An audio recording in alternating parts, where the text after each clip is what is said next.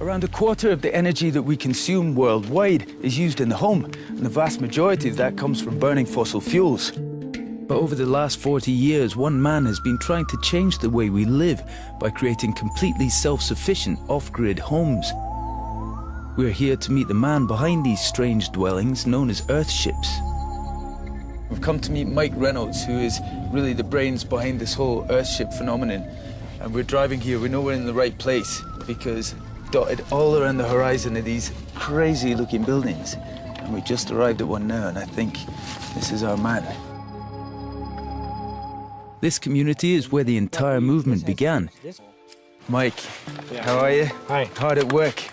I wouldn't say hard. These guys are working. With more and more people wanting to live sustainably and self-sufficiently, all around the world the demand for these unique-looking homes is growing, with another 60 Earthships being built in this community alone. For the uninitiated, what is an Earthship?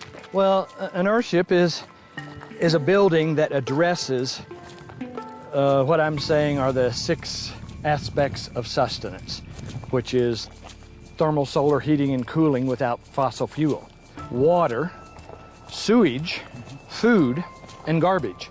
Those are the 6 things that every city and country has to deal with.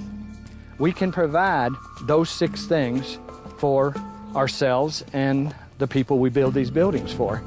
The design of these buildings is the result of over 40 years of experimentation by Mike. If we are to survive on this planet, we need to be of the planet and in tune with the planet.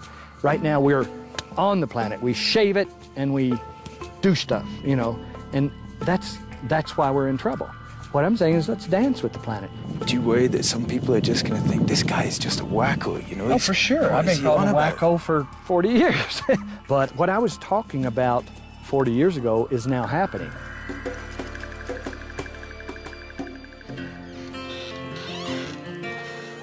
Oh my goodness.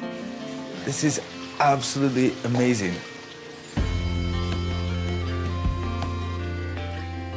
And this is aimed at being a buffer zone between you in the living spaces and the outside.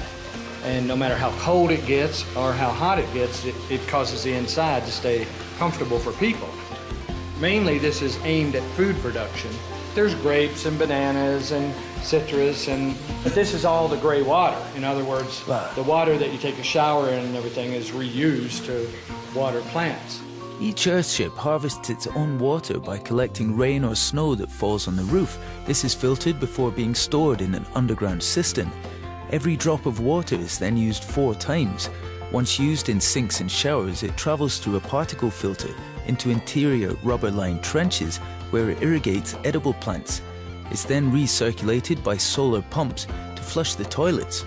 The sewage water then heads to a conventional septic tank where safe overflow is channeled to fertilize outdoor plants. So this is your sewage treatment plant. This is incredible. Oh my goodness. This is just the living spaces. Wow. You're made with, you know, the walls are tires and bottles and cans. They're discarded free materials that nobody knows what to do with, but it is also replacing a brick that somebody had to manufacture and deliver. All the energy used in an Earthship comes from solar and wind power, which means the homes are entirely off-grid. We watch the Super Bowl here. It's got a flat screen TV. What? And this is totally off-grid? Totally off-grid. Nothing is hooked up. Not to sewage, not to water, not to power.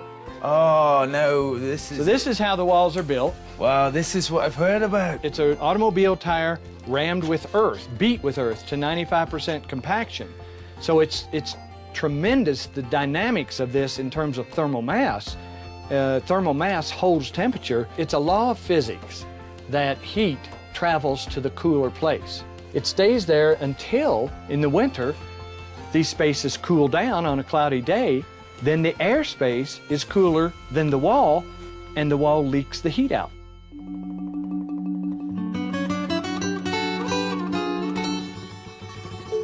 This is the coolest house I've ever seen in my entire life.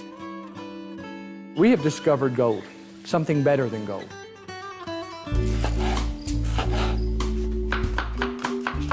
The sun's gone down outside. We're going to stay here the night. The light is powered by the sun. I mean, your water is coming from the rain. It's an incredible place, and you don't feel like you're compromising in any way. Nice couch as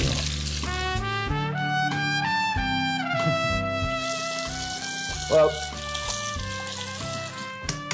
that's it. Got to get some sleep, because tomorrow morning we're going to get up early and learn how to build one of these things.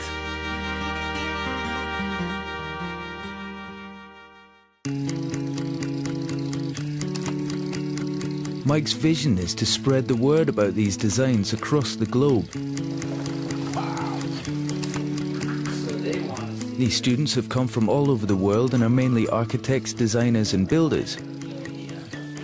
Which class is this you're doing? This is the water organizing module. So are you all students here? Oh, okay, wow, man. How's it going? It's really educational, especially as you can see. I mean, it's totally hands-on. So from going to knowing nothing about plumbing to be able to do it from memory. And so he gave you the box of parts, and he's like, go ahead and build it. What brought you here? Where I'm from, architecture is like skyscrapers. It's like a totally different beast. And when I saw Earthships, I understood that it was housing that took care of folks. We really need to have a paradigm shift in how we design things, because the things we build should be lasting a few generations. Something that you build it and it sustains you and you sustain it, and you don't need anything more than that. I could go to any building and give it a water harvesting system. I could go to any building and build a black water cell or a gray water cell. I mean, we're not going to tear down suburbia anytime soon, but we can make small changes there as well.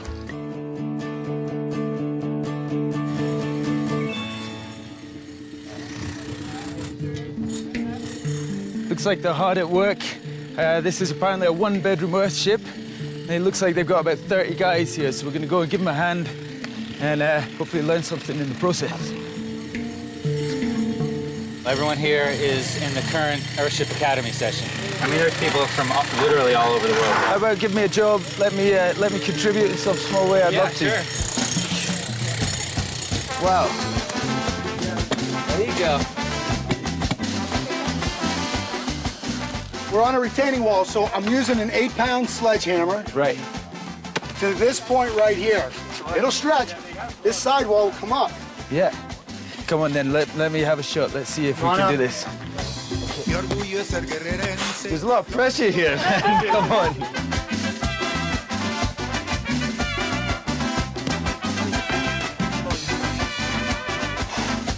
That's pretty fun. Come on. All right, we're done. Yeah, we're good.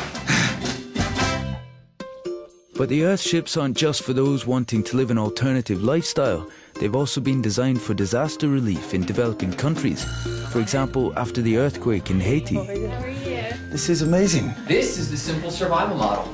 Wow. They started thinking about, wait, what about the other 87% of the world that can't afford one of these global Earthship models? How can we do this in a very simple, no-frills way? You're still talking about those 6 key systems that Mike had devised. The total cost of all the materials used in this Earthship model was $4,000. It's not a hippie movement anymore. It's a reality that all of us are going to have to face. So you think there's a future for this? I absolutely think there's a future for this. You get concerned sometimes with innovators like Mike, people with a good idea, and it fizzles out once they're gone or retire. This thing has already become viral, if you will, and it stands on its own legs.